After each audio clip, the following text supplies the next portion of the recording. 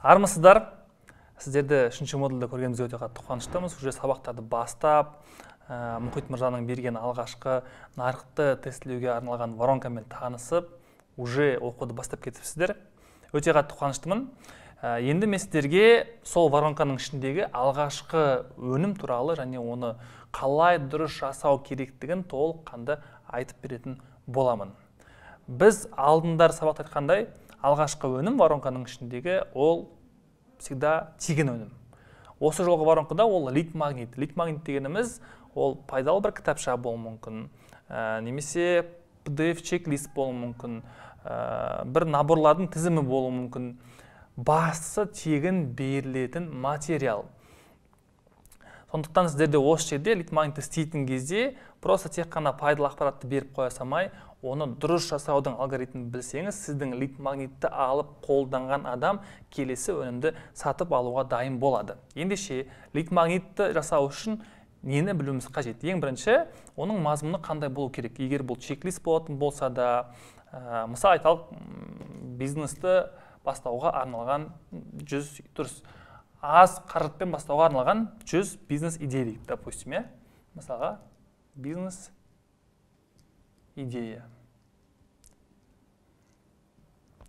болатын болса, енді осыны просто тізім ретінде бере салуға болады, 100 бизнес идея деп. Немесе осы сіздің чек-листті немесе кітапшаны алған адам оқығаннан кейін сіздің келесі өніміңізді Tripwire болуы мүмкін, немесе негізгі өнім болуы мүмкін, алдыңғы воронкадағы ол Tripwire. Сол өнімді сатып алуға деген құлшынысы қатты артып, дәл сол жерде сізге сеніп, сіздің фанатыңызға айналып, сіздің өніміңізді сатып алатындай етіп қалай жасауға болады. Ең бірінші мәселе бұл не үшін бұл тақырып? Бұл жаңа сіздің беретін ақпаратыңыздың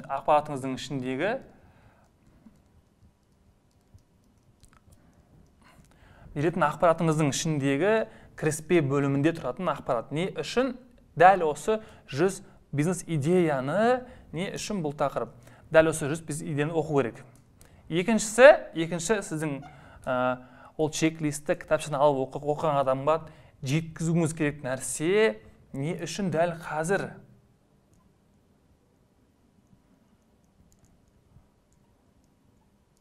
Дәл қазір. Не үшін дәл қазір? Яғни бизнес бастау не үшін дәл қазір оған қажет екенін нужно актуализировать. Үшіншісі бұл неге сізден?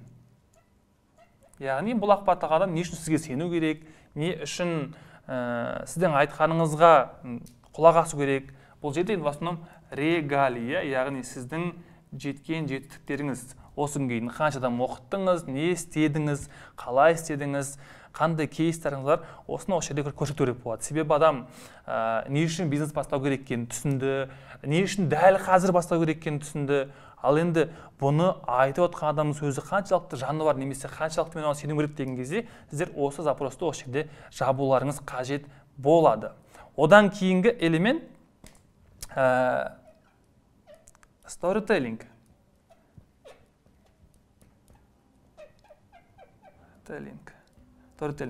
Біз пайдалы ақпарат берместен бұрын чек-листтің ішінде уже storytelling айтып бастауымыз керек. Не үшін?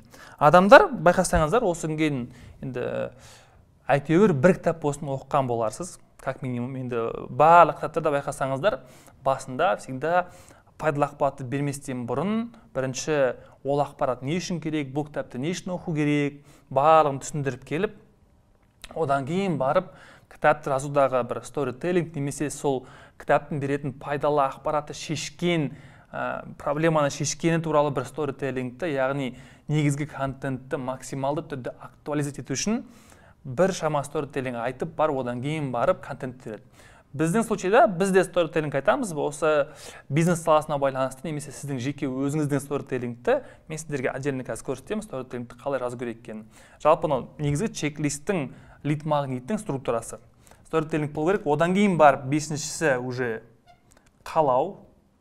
Storytellingті айтып болғаннан кейін сіздің қалайтыныңыз, яғни сторителлингтен кейін сізді точка А-дан точка Б-ға жеткеніңіз туралы и дәл осылай басқа адамдарға көмектескіңіз келетін, басқа адамдардың точка А-сынан точка Б-сына апарғыңыз келетін хабарлау. Алтыншысы, осы жерде уже осыдан кейін барып, қалаудан кейін барып контент и жетіншісін қарасайын. Жетіншісі контенттен кейін барып сіздерде офер болады. Яғни офер келесі сатылатын өніміңіздің офері. Сегізіншісі call to action, әрекетке шақыру.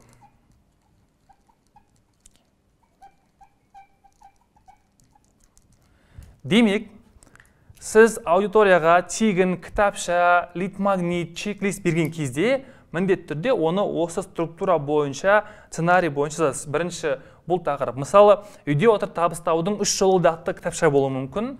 Үйде отырып табыс табу не үшін бұл тақырып маңызды екенін айтасыз, жазасыз. Одан кейін не үшін дәл қазір бұл тақырып керек екенін түсіндіресіз. Одан кейін барып бұл тақырыпты айта алатындай сіз кімсіз? Өзіңіздің регалиді көрсетесіз. Одан кейін барып сторителлингті, яғни сіздің точка А-дан точка Б-ға жеткен жолыңызды айтасыз. Одан кейін барып нені қалайтыныңызды, менде басқалардың, мен сияқты қиналып жүрген адамдардың өмірі өзгергенін қалайтынын көрсетесіз. Одан кейін барып контент, яғни жаңағы мысалы, допустим, 3 жолы немесе 4 жолын айтасыз, иә? Бірінші жол мынау, екінші жол мынау, үшінші жол мынау деген сияқты. И осы контенттен кейін барып сіз өзіңіздің келесі өніміңіздің ұсынысын көрсетесіз, яғни ол қандай ұсыныс, атауы қандай, программасы қандай, офер қандай, бағасы қанша, барлығын көрсетесіз. Одан кейін барып сол чек-листтің ішінде кәдімгідей call to action, яғни дәл қазір мына кнопкаға басып немесе WhatsApp номерға жазып, осы марафонға немесе мини курсқа тіркеліп ал деп әрекетке шақырасыздар. Ал енді сторителлинг. Сторителлингті чек-листтің ішінде сіздер картинкамен берсеңіздер болады, текстпен берсеңіздер болады. Енді бірақ видеомен беру ешкімнен ыңғай келмей қалады. Сондықтан ең бірінші түсінетін нәрсе сторителлинг деген кезде сіздің эксперттің немесе өзіңіздің болсын тарихыңызды оқырманға, сол чек-листті, PDF-ті оқытқан адамға дұрыс жеткізе алу. Оның өзінің белгілі бір алгоритм бар.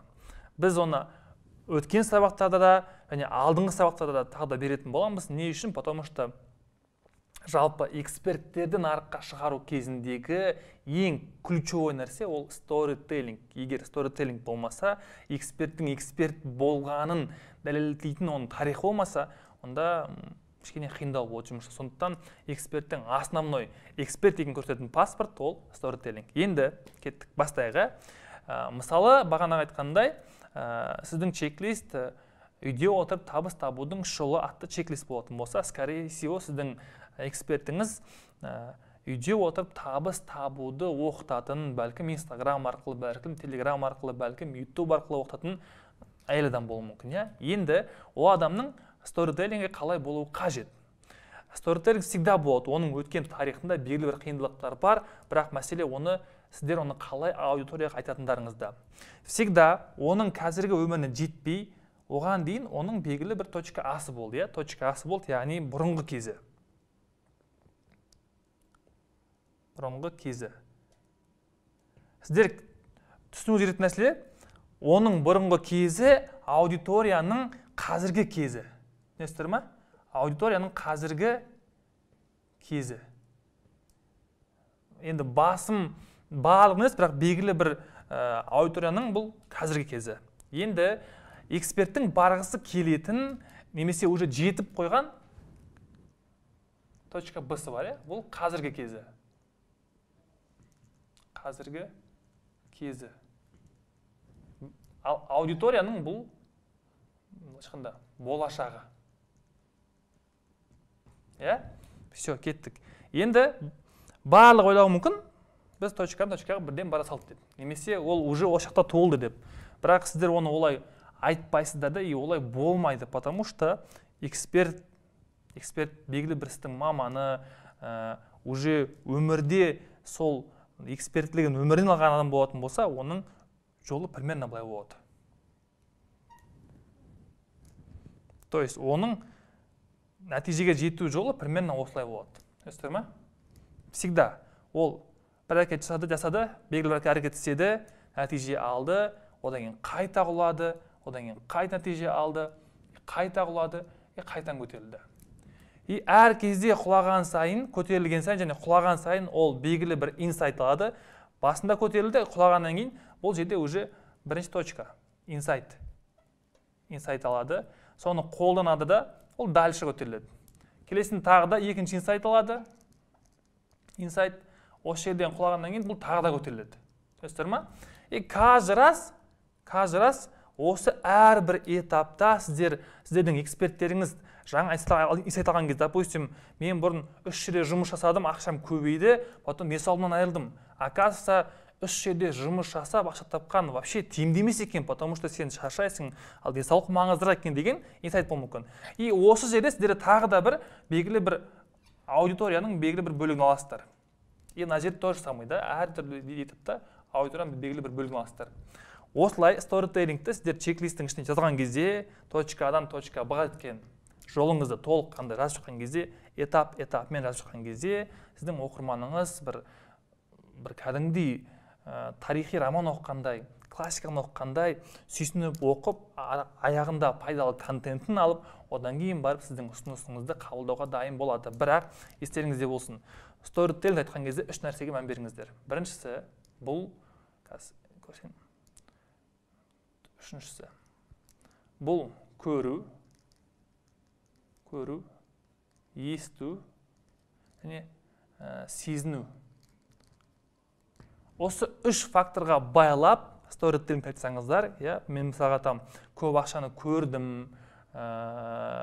ақшаның дауысын естідім, ақшаны ұстаған кездегі оның материалын сезіндім деген сияқты. Любой историяны осы 3 факторды қосып айтқан кезде, ол бір оқыған адам оны оқытқан кезде бір 3D немесе 7D кино қараған сияқты болады. И ол кезде ощущение басқа болады, оның қабылдауы басқаша болады. И сіздердің сторителлинг ол үшін кәдімгідей бір өте үлкен кино болады. И аяғында сіздің сторителлинг мықты болса, контенттен кейінгі продажа бөлімінде ол адам бірден сіздің өніміңізді сатып алуға дайын болады. Сондықтан сторителлингті осы схема бойынша жасаңыздар.